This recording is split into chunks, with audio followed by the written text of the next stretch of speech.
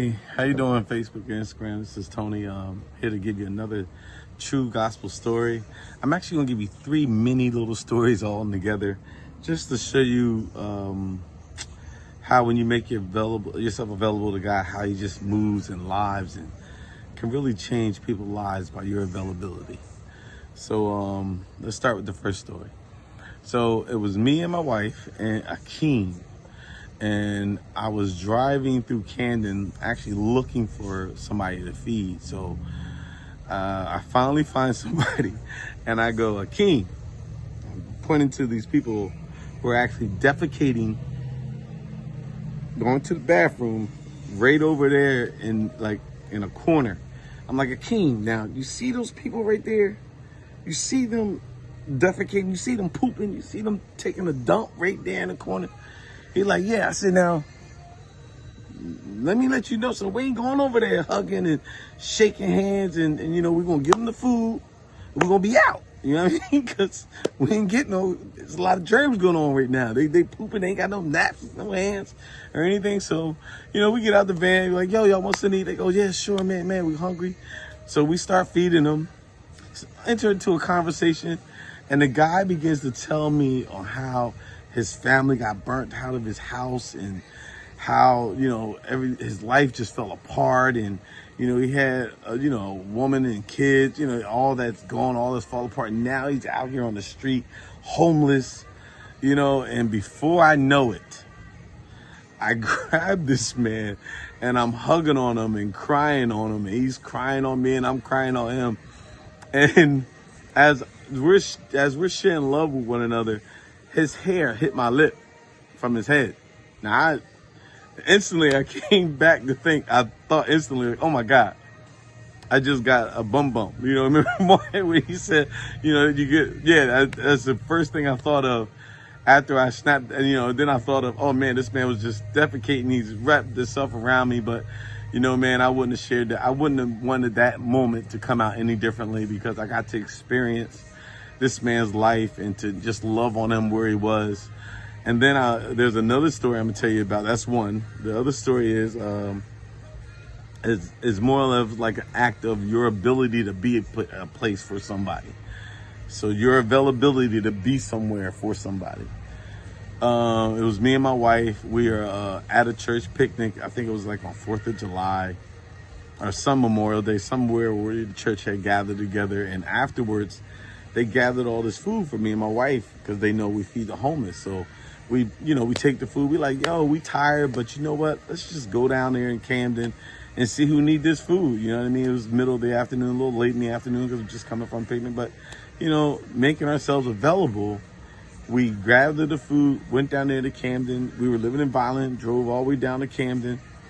And that's about a 30-minute drive for those who don't know, the area. We drove about 30 minutes back down to Camden. We riding around. We find this white young lady, and I think she was with some guy.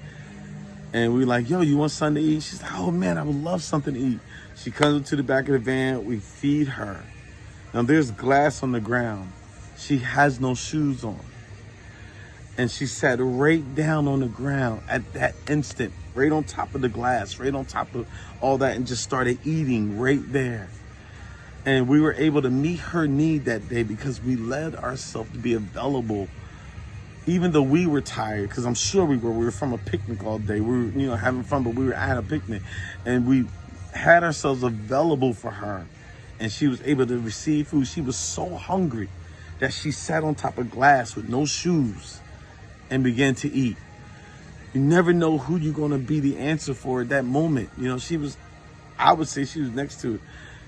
Desperate. She sat right down on top of glass with no shoes on, started eating.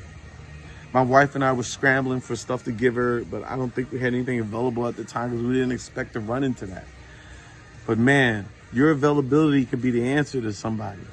Just leave yourself available. And for the third story, I'm telling this story because I want you to know the power of God can show up in your life when you leave yourself available. It was me, Hakeem, and my wife again. Hakeem is a young man that used to go to church with us at New Covenant or something like that, some church.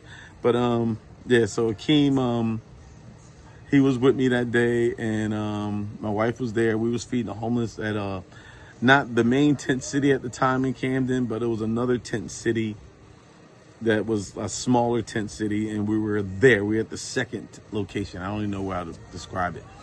But we were feeding them, and this young man came down. He got some food, got some water and everything. And, you know, we're packing up. And the Spirit of the Lord said, go back up there and go get that man and bring him down. I said, okay, Lord. So I went up there. I grabbed the guy. I was like, yo, man, the Lord want me to talk to you.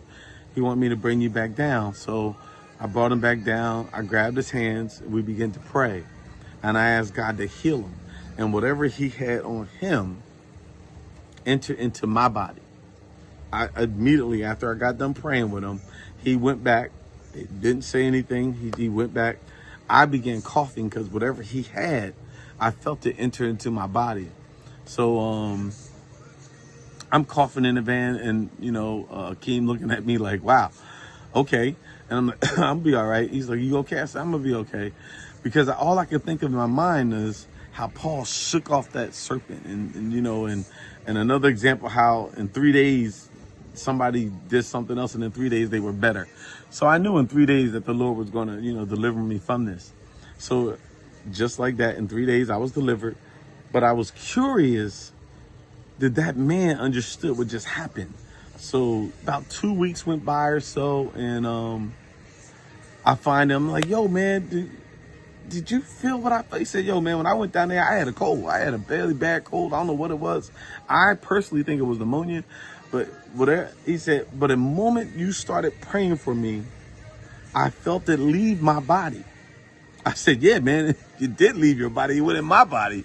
And I dealt with it for 3 days, and then the Lord delivered me. So making yourself available make you available for the miracles of God. Because God still wants to perform miracles. He still wants to heal, still wants to deliver, still wants to set people free.